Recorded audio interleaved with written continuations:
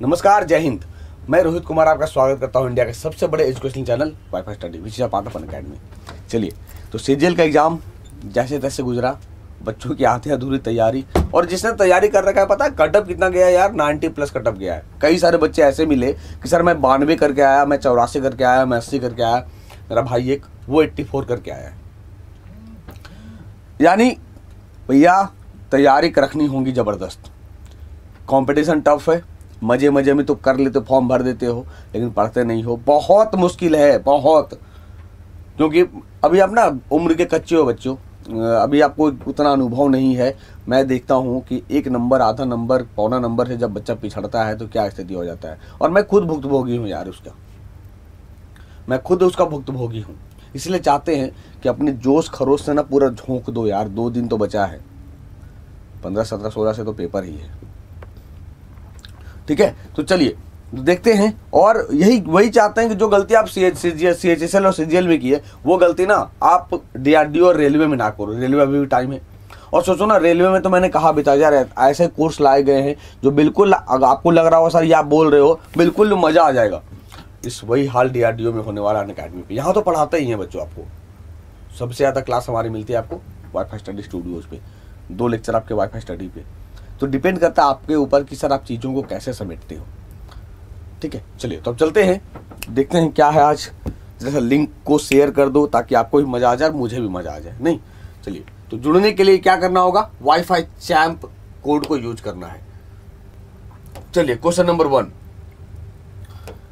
Who was the awarded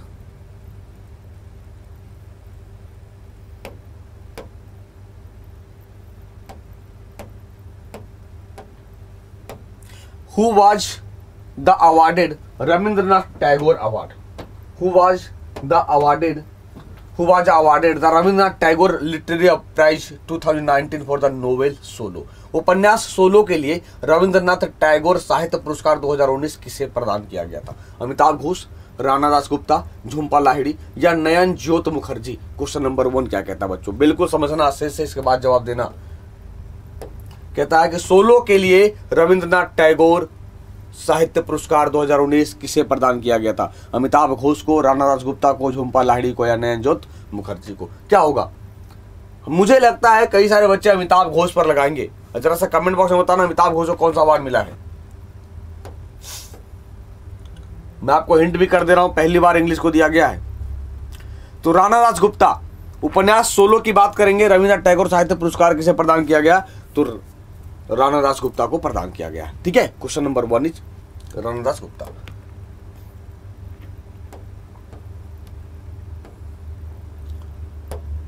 Rana Dasgupta को उपन्यास solo के लिए रविंद्रनाथ टैगोर साहित्य पुरस्कार 2019 से सम्मानित किया गया। और इस पुरस्कार में क्या दिया जाएगा इनको? टैगोर जी की प्रतिमा, $10,000 का नकद पुरस्कार, और साहित्य में योगदान करने के लिए उनको एक सर्टिफिकेट या कहें प्रमाण पत्र प्रदान होगा। तो याद रहेगा, राणा दासगुप्ता को किसके लिए? सोलो के लिए रविंद्रनाथ टैगोर साहित्य पुरस्कार 2019 से सम्मानित किया गया है। Question number next. और योहोई ससाकावा कुष्ठ उन्मूलन के लिए WHO के सद्भावना राजदूत को सामाजिक उपलब्धि के लिए रविंद्रनाथ टैगोर साहित्यिक पुरस्कार से सम्मानित किया गया। आइए आपके लिए एक और इंफॉर्मेशन है ये। ठीक है, चलिए क्वेश्चन नंबर 2।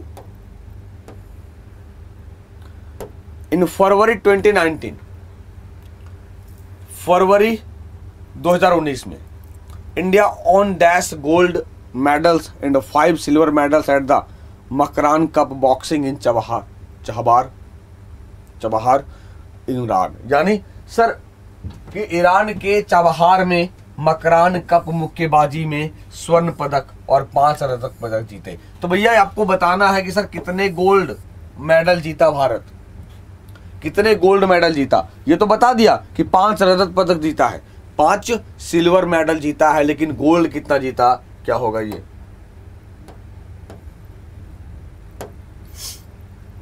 ईरान के चाबहार में मकरान कप मुक्केबाजी में 1 स्वर्ण पदक और 5 रजत जीते। सोचिए कितना जीता बच्चों, 1 गोल्ड जीता, 1 स्वर्ण पदक और 5 रजत पदक जीता गया। चलो ऐसे लिखते तो आपको समझ में आएगा और जब आपको पीडीएफ मिलेगा। अब एक चीज और, सर चाबहार पोर्ट कहाँ है? तो वो ईरान में है, जो भारत कर रहा है मदद डेवलपमेंट करने के लिए। ठीक है, तो कौन जीता ये जानना चाहेंगे आप? बिल्कुल सर, क्वेश्चन बनेगा ही बनेगा कि कौन गोल्ड जीता। फरवरी 2019 में भारत ने ईरान के चाबहार में मकरान कप मुक्केबाजी में 1 स्वर्ण पदक और 5 रजत पदक जीते। दीपक सिंह ने, कौन जीता बच्चों? दीपक सिंह ने मुक्केबाजी में ईरान के चाबहार में मकरान कप में स्वर्ण पदक जीता है, स्वर्ण पदक जीता है। Got it? क्लियर है? समझ में आ रहा है ना? ठीक है, बढ़ो आगे। अब आपको कमेंट बॉक्स में बताना दीपक सिंह किस राज्य का है, दीपक सिंह किस राज्य का है। अब देखिए, जो 4 रजत जीता गया, सिल्वर जीता गया, मनीष कौशिक, ललित प्रसाद, सतीश कुमार, संजीत और दुर्योधन सिंह नेगी ने रजत पदक जीता है। यानी सिल्वर मेडल जीतने वाले जो खिलाड़ी हमारे देश के कोहिनूर हैं, ये सब हैं। ठीक है,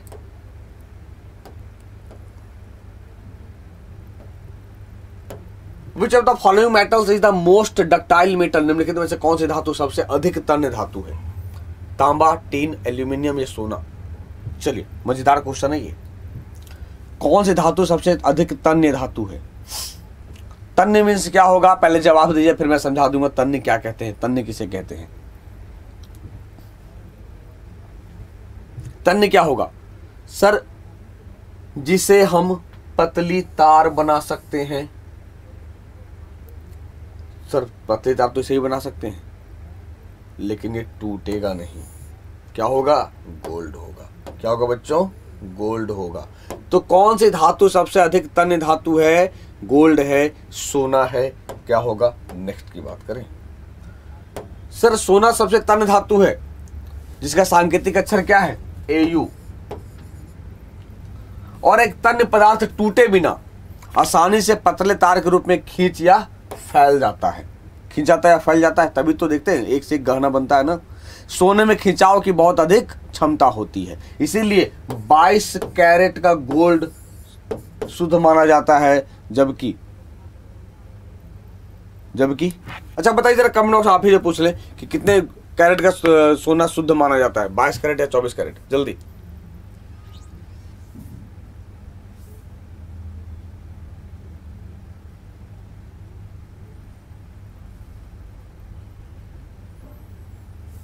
जल्दी बताओ क्या होगा।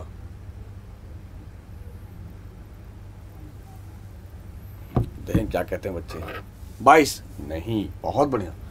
24 कैरेट का सोना शुद्ध होता है, और हम लोग जो ऑर्नामेंट्स बनाते हैं उसमें हम क्या करते हैं? या तो कॉपर मिलाएंगे। क्यों? क्योंकि शुद्ध सोने का अगर आभूषण बनेगा तो क्या होगा? वो टूटने का डर रहेगा। तो शुद्ध सोना कितने कैरेट का होगा बच्चे? 24 कैरेट का। तो जो आभूषण बनता है वो 22 कैरेट, 20 कैरेट, 18 कैरेट, यानी क्या होता है? घटता है। ठीक है, चलिए नेक्स्ट।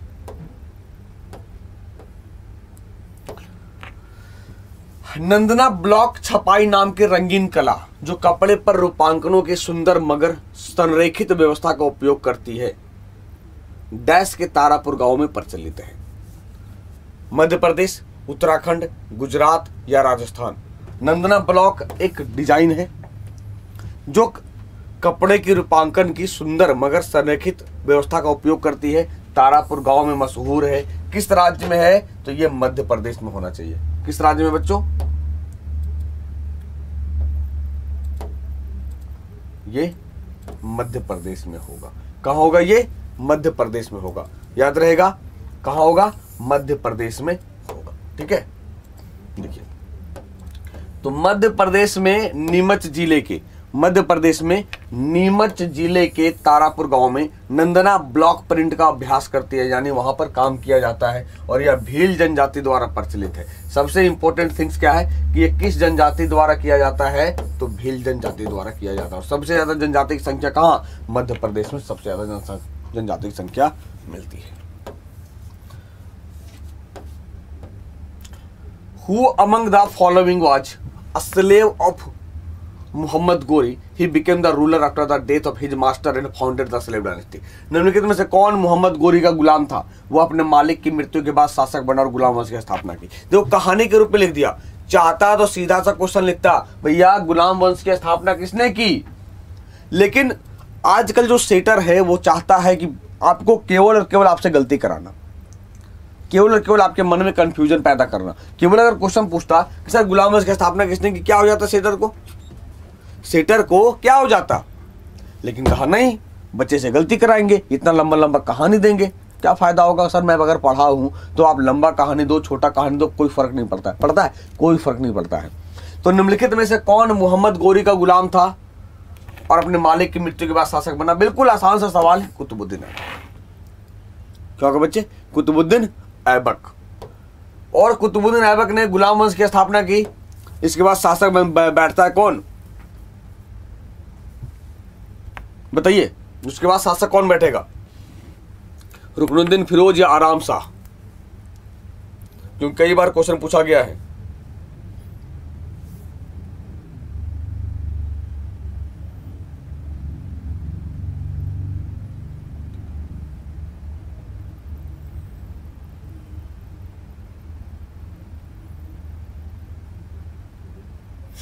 जल्दी या आराम साहब बताओ जल्दी।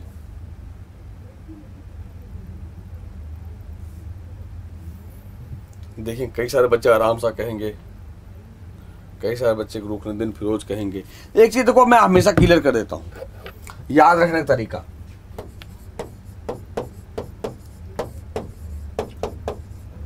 सर कुतुबुद्दीन ऐबक के बाद इसका पुत्र बैठता है आराम शाह, लेकिन इल्तुतमिश कहता है भैया तुम आराम करने जाओ, तुम आराम करने जाओ। यानी आराम शाह कुछ दिन गद्दी पर बैठता है जिसे आराम करने के लिए भेज दिया जाता है इल्तुतमिश द्वारा, और रियल फाउंडर इल्तुतमिश। रुकनुद्दीन फिरोज की बात करेंगे तो जैसे इल्तुतमिश ने आराम शाह को आराम के लिए भेजा, वैसे ही रजिया सुल्तान ने रुकनुद्दीन फिरोज को भेजती है। यानी इसके बाद रुकनुद्दीन फिरोज बैठता है गद्दी पर। ठीक है, समझ में आ गया?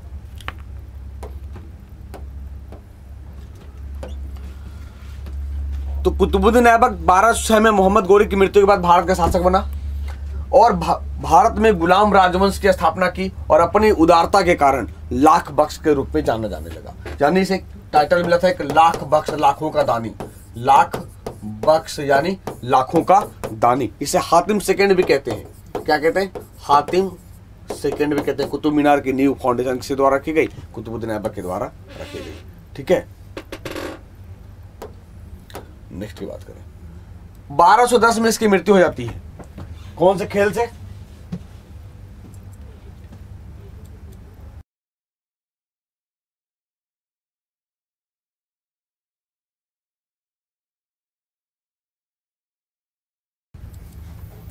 तो 1210 में इसकी मृत्यु हो जाती है। 1210 में इसकी मृत्यु हो जाती है। ठीक है, चलिए आगे देखिए। कहता sir right to move freely throughout the territory of India is a fundamental right under dash of the constitution of India. फिर क्वेश्चन बड़ा घुमाया। तो भारत के राज्य क्षेत्र में सर्वत्र अबाध संचरण का अधिकार भारतीय संविधान के डैश के अंतर्गत एक मूल अधिकार है। एक मूल अधिकार है। तो किसके अंतर्गत एक मूल अधिकार है बच्चों? हम पूरे भारत में आ जा सकते हैं। किसके अंतर्गत? आर्टिकल 19, आर्टिकल 24, आर्टिकल 21 या आर्टिकल 14? क्या होगा? क्या होगा? इसका जवाब होगा सर भारत के राज्य क्षेत्र में सर्वत्र अबाध संचरण का अधिकार भारतीय संविधान के डैश के अंतर्गत एक मूल अधिकार है। आर्टिकल नंबर 19 के तहत हम आ जा सकते हैं। तो ए के तहत बोलने की आजादी है, बी के तहत सभा करने की आजादी है, सी के तहत संगठन बनाने की आजादी है, डी के तहत भारत में आने जाने की आजादी है। तो 19 डी क्या होगा? 19 डी के आधार पे हम कहीं भी आ जा सकते हैं। समझ में आ गया? विद्युत चुंबकत्व के विज्ञान की स्थापना और नाम किसने दिया? James Clerk, Hans Christian Oersted, Michael Faraday या हॉन्स क्रिश्चियन ऑस्टेड? अच्छा देखो बच्चों, ये रिपीट हो गया। Andre Marie ampere. विद्युत चुंबकत्व के विज्ञान की स्थापना और नाम किसने दिया? तो कौन दिया बच्चों? एम्पियर दिया, फैराडे दिया, ऑस्टेड दिया या क्लार्क दिया? विद्युत चुंबकत्व के विज्ञान की स्थापना और नाम किसके द्वारा दिया गया है? क्या होगा? किसने दिया? एम्पियर ने दिया है। किसने दिया? एम्पियर ने दिया। याद रहेगा।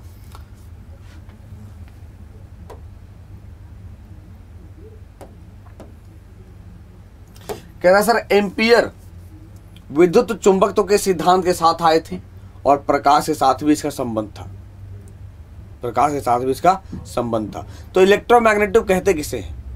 एक ऐसा फिनोमिनन, एक ऐसी घटना जहां एक चालक में विद्युत प्रवाह का एक चुंबकीय क्षेत्र का उत्पादन होता है। इलेक्ट्रोमैग्नेटिज्म यानी दोनों होगा, विद्युत चुंबकत्व, विद्युत भी और चुंबकत्व भी, और चुंबकत्व भी। किसने दिया? एम्पियर ने दिया था। जेम्स क्लार्क की बात करेंगे सर, ये क्या किया था साहब ने? तो electromagnetism radiation, the relation between light and electromagnetism, विद्युत चुंबकीय विकिरण, प्रकाश और विद्युत चुंबकत्व के बीच संबंध दिखाया था। ये किसने दिखाया? किसने क्या किया? इसने रिलेशन दिखा दिया कि सर इलेक्ट्रोमैग्नेटिव रेडिएशन, लाइट और इलेक्ट्रोमैग्नेट में कैसा रिलेशन है।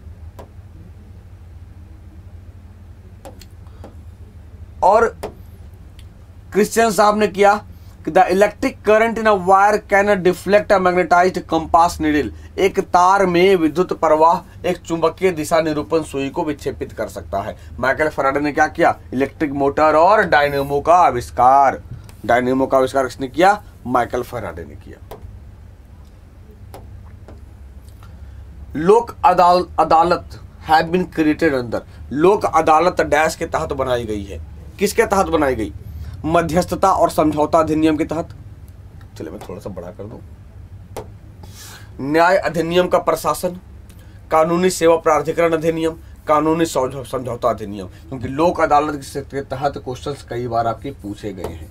ठीक है, कि लोक अदालत है क्या? तो लोक अदालत की बात करेंगे बच्चों। तो लोक अदालत क्या है सर? लीगल सर्विसेज अथॉरिटी, कानूनी सेवा प्राधिकरण अधिनियम। भैया जरा सब जल्दी जल्दी जवाब दो और आपस में चटियाओ मत। आपस में चटियाते रहते हो, यही दिक्कत है आप लोगों में। यार अब तो एग्जाम है, 2 दिन के बाद पेपर है, फिर भी ये हाल है। जवाब तो दो। जब बोलते हैं ना इमोजी भेज देते हो, अपना सुंदर सुंदर इमोजी। जब भी बोलते हैं कि चटियाओ मत, इमोजी भेज देते हो। क्या होगा कि sir legal service authority act, legal services authority act, कानूनी सेवा प्राधिकरण अधिनियम। देखिए बच्चों कहता है सर एनए नालसा, क्या कहते हैं इसे? नालसा कहते हैं। तो national legal services authority conducts Lok Adalat with statutory backing from the legal services authority act 1987। कहता है सर नालसा कानूनी सेवा प्राधिकरण अधिनियम 1987 से वैधानिक समर्थन के साथ लोक अदालतों का आयोजन करता है। यानी अब का क्वेश्चन कब से करता है? 87 से। तो कानूनी सेवा अधिनियम क्यों लाया गया? कि समाज के कमजोर वर्गों को मुफ्त कानूनी सहायता प्रदान करना है। और यह है भी डीपीएसपीज में। कहां? डीपीएसपीज में है भी कि भारत राज्य अपनी जनता के लिए मुफ्त में फ्री लीगल एड प्रोवाइड कराएगा।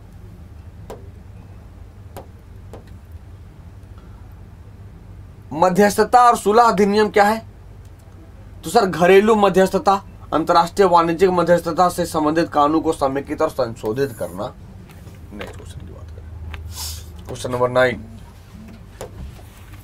लोकप्रिय बाघ गुफा चित्रकारी डैश में पाई जाती है। तो द पॉपुलर बाघ कैव किस राज्य में पाया गया? मध्य प्रदेश, उड़ीसा, सिक्किम या हिमाचल प्रदेश। तो कहां जाएगा ये? इसकी बात करेंगे सर। तो बाघ गुफा चित्रकारी पेंटिंग मध्य प्रदेश में पाया गया है।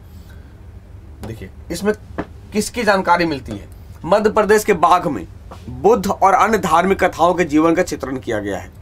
म्यूरल जो बनाया गया भित्ति चित्र यानी दीवार में जो पेंटिंग की गई है, चट्टान या दीवार पर चित्रित किए जाते हैं और फ्रेस्को को चट्टानों और दीवारों पर लगाए गए प्लास्टर पर किया जाता है। फ्रेस्को और म्यूरल ये अंतर है। फ्रेस्को क्या है तो चट्टानों और दीवारों पर प्लास्टर पर किया जाता है और सीधे ये दीवार पर उकेरा जाता है।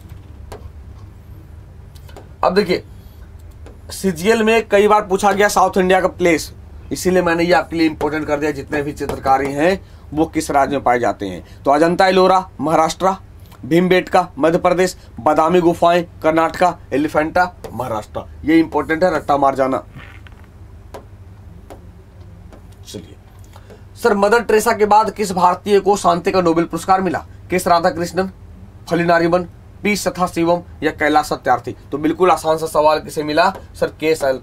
कैलाश सत्यार्थी को मिला। किसे मिला? क्योंकि पहली बार 1979 को मदर टेरेसा को मिला, 1979 क्योंकि 1980 में इन्हें भारत रत्न मिल जाता है, याद रखना। तो कैलाश सत्यार्थी ने 2014 में शांति का नोबेल पुरस्कार जीता। उन्होंने इसे मलाला यूसुफजई के साथ साझा किया, जिन्होंने शिक्षा और बच्चों के जीवन के लिए काम किया, जबकि कैलाश सत्यार्थी जी ने बचपन बचाओ आंदोलन एक एनजीओ की शुरुआत की थी भारत में, इसीलिए इन्हें मिला था। चलिए, तो हाउ वाज द सेशन कैसा लगा आप हमें कमेंट करके जरूर बताइएगा। और फिर से कहेंगे कि डीआरडीओ के लिए जो बैच शुरू हुआ है, आकाश सर का 11 तारीख से, हितेश सर का 2 तारीख से और मेरा आपको 16 तारीख से देखने को मिलेगा। तो अगर आप इंटरेस्टेड हैं तो बिल्कुल जुड़िए, वो गलती मत करिए जो गलती आपने सीजीएल में किया है। तो मिलते हैं फिर से नए सेशन में, तब तक के लिए आप अपना ख्याल रखिए।